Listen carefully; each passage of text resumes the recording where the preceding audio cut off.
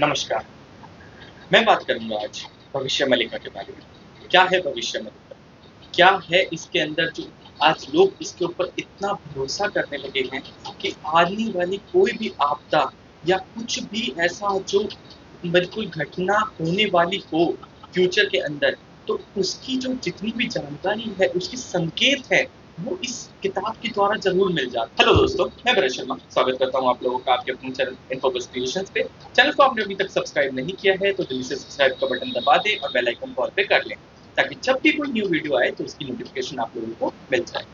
तो दोस्तों, आज हम बात करेंगे कि ऐसे के बारे में जो कहते हैं कि वो फ्यूचर बताता है। इसके अंदर ऐसी क्या-क्या चीज़ें लिखी हैं और इसको किसने लिखा है, जो आपको इसके आने वाली मतलब फ्यूचर के अंदर जितनी भी होने वाली घटनाएँ हैं, उनके इससे संकेत मिल जाते हैं आपको और आप उसके लिए पहले से ही तैयार हो सकते हैं।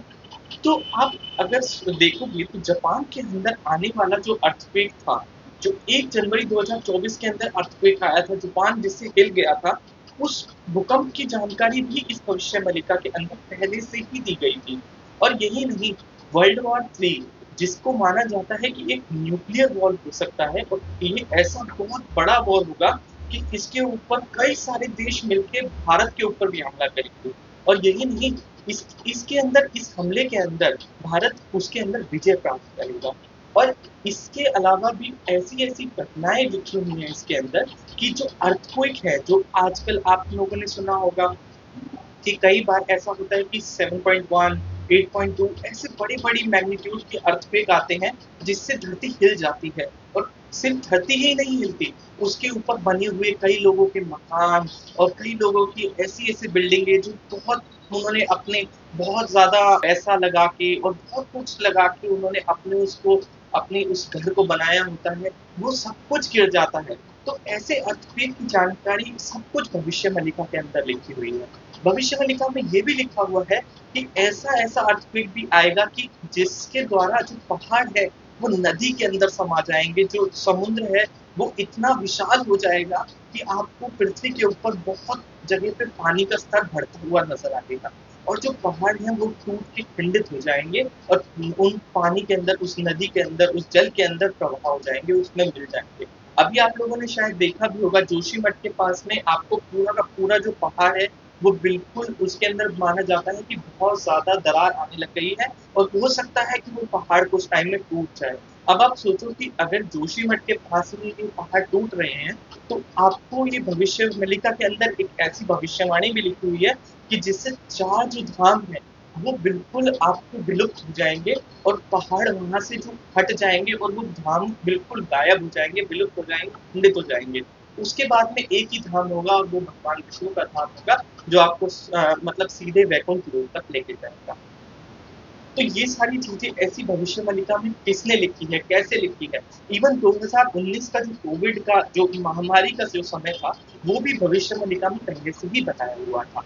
अब इतनी सारी चीज़ें और वो भी भविष्यवाणिका के अंदर बताना, ये तो मतलब किसी महान संत का ही कोई कार्य हो सकता है और ऐसा कोई खास संत नहीं था। उनका नाम था जो हमारे जो महर्षि अच्युतानंद जी दास थे, उन्होंने इस भविष्यवाणिका को लिखा था। और ये भविष्यवाणिका पीपल के पत्तों पे लिखी गई थी।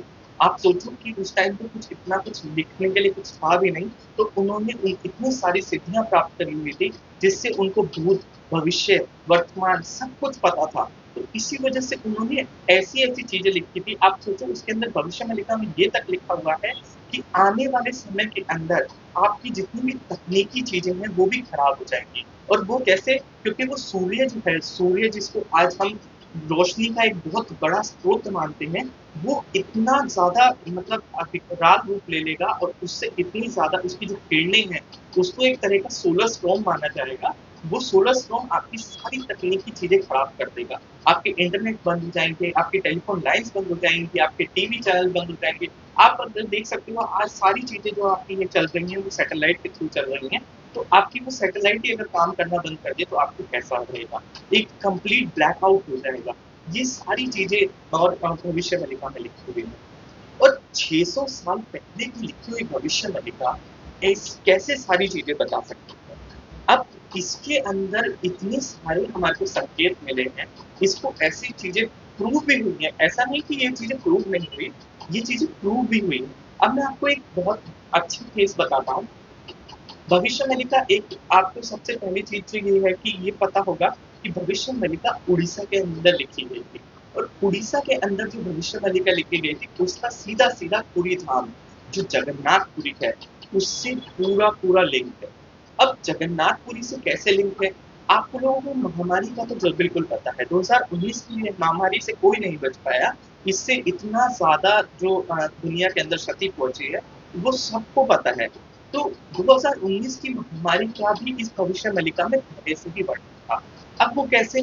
क्योंकि उड़ीसा के पूरी धाम के अंदर एक बरगद का पेड़ था, जिसके अंदर भविष्यवाणिका में लिखा हुआ था कि अगर ये बरगद का पेड़ किसी भी तरीके से क्षतिग्रस्त हो जाता है, मतलब उसका वो ऐसा पेड़ जो बहुत कई सालों से लगा हुआ है, उसकी जटाएं भी इतनी थी कि आप एक बरगद का पेड़ से वो कई विशाल रूप से फैला हुआ था, मगर वो बरगद का पेड़ भी क्षतिग्रस्त हो गया। अब ऐसे कैसे क्षतिग्रस्त हुआ? हालांकि भविष्यवाणिका में लिखा हुआ था कि भविष्यवाणी ये है कि अगर उस बरगद के पेड़ को कुछ भी हुआ तो वो आपको आगे आने वाली आपदा के बारे में बताएगा, और वो बहुत बड़ी आपदा होगी, क्योंकि वो बरगद का पेड़ स्वयं भगवान विष्णु द्वारा लगाया हुआ था। अब भगवान विष्णु द्वारा लगाया हुआ वो बरगद का पेड़ ऐसे तो नहीं टूटा। अब जो तूफान आया, जो आपने सुना होगा उड़ीसा के अंदर फैनी तूफान, फैनी उस तूफान ने ऐसे काम किया कि जो बरगद का पेड़ था वो बिल्कुल क्षतिग्रस्त हो गया, चूर चूर हो गया।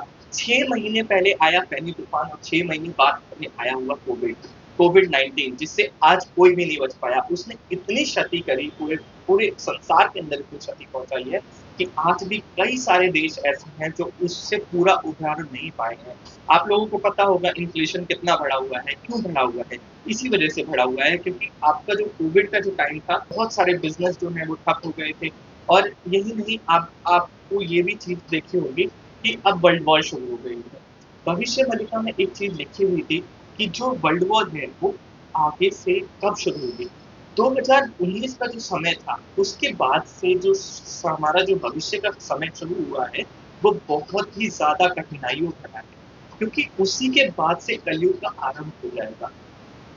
भविष्यवाणिका के द्वारा एक चीज और बताई गई है, कहते हैं कलयुग के जो साल है वो 4,32,000 साल है, मगर जो कलयुग के 4,32,000 साल है क्या वो उतने ही है? क्योंकि हमें तो ऐसा लग रहा है कि कलयुग बहुत जल्दी आ गया है, वहीं भविष्यवाणिका कहती है कि कलयुग का समय बहुत जल्दी कम हो चुका है। जो कलयुग का समय 4,32,000 साल का था वो सिर्फ और सिर्फ 5,000 साल का है। अब ऐसा क्यों? क्योंकि इस संसार के अंदर इतने सारे क्रोध, घृणा और ईर्ष्या और ऐसी ऐसी चीजें आ गई हैं कि मनुष्य एक दूसरे से इतना ज्यादा हेट करने लगे हैं, एक दूसरे से इतना ज्यादा, मतलब ऐसी ऐसी भावना रखने लग गया है कि सब एक दूसरे से ईर्ष्या करते हैं। आज अगर आप ये देखोगे कि वॉर जो हो रही है वो क्यों हो रही है, इसी वजह से ही हो रही है। अब वॉर का भी जो वर्ल्ड वॉर 3 के लिए बोला गया था कि वर्ल्ड वॉर 3 भी शुरू होगी, 2020 का साल और 2024 का साल, ये ऐसा साल है जो बहुत ही ज्यादा, मतलब ऐसी ऐसी घटनाएं लेके आएगा जो आगे आने वाले समय को और ज्यादा बेकार कर सकता है। तो भविष्यवाणी डराने वाली चीज नहीं है, आप इससे डरे ना, क्योंकि बहुत सारे लोग ऐसा करते हैं कि आपको भविष्यवाणियों द्वारा आपको ऐसी ऐसी चीजें भी बता सकते हैं जो आपको डरा सकते हैं, मगर वो डराने के लिए नहीं है। भविष्यवाणिता आपको सचेत करती है, आप किस तरीके से आगे आने वाले समय को झेल सकते हैं, आप उसके लिए कैसे तैयार हो सकते हैं। आप अपने अंदर आस्था की भावना लाएं, आप अपने अंदर पॉजिटिविटी लाएं, आप अपने अंदर जो ईर्ष्या है, क्रोध है, उसको कम करें। तो इस तरीके के द्वारा आप आगे आने वाले समय के लिए तैयार हो सकते हैं। अब जैसे मैंने आपको बताया कि सोलर स्टॉर्म आएगा जो तकनीकी चीजें खराब कर देगा। आपको अगर पता होगा कि वैज्ञानिकों ने पहले ही अभी एक रिसेंटली सैटेलाइट लॉन्च करी है जो आपको सूर्य के अंदर होने वाली जितनी भी मतलब घटनाएं हैं, जितनी भी उसके अंदर प्रक्रिया है, उनको वो ट्रैप करके, उनको वो कैप्चर करके हमारे को बताएगा। तो उससे हम पहले से ही रेडी हो सकते हैं कि अगर वो ब्लैकआउट जो होने वाला है वो ब्लैकआउट ना हो। तो इसी वजह से भविष्यवाणिका यहाँ पर एक अहम भूमिका निभाता है। तो इसी चीजों की वजह से भविष्यवाणिका एक ऐसा पुराण है जिससे हम भविष्य के लिए बहुत जल्दी से तैयार हो सकते हैं, और भविष्य के लिए हम अपने कार्यकलाप हैं उनको थोड़ा सा चेंज करके हम इस संसार के अंदर एक अच्छी भावना लेके आ सकते हैं। तो दोस्तों आशा करता हूँ वीडियो आप लोगों को पसंद आया होगा। वीडियो पसंद आया तो लाइक करें, शेयर करें अपने दोस्तों के साथ में। आज की वीडियो में इतना ही। धन्यवाद।